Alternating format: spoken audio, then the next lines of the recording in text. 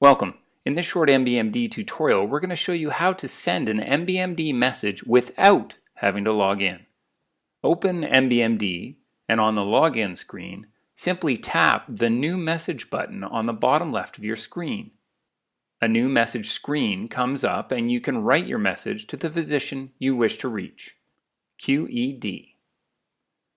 It's important to note that to have access to the call board and other message threads, you will need to log in.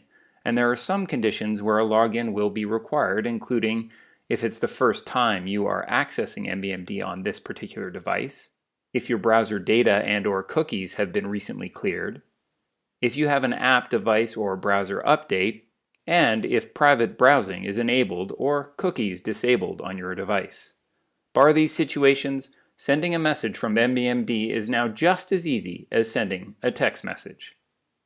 And of course, if you have any questions regarding MBMD, you can access support direct through the call board in your MBMD app or visit bit.ly/ih-mbmd.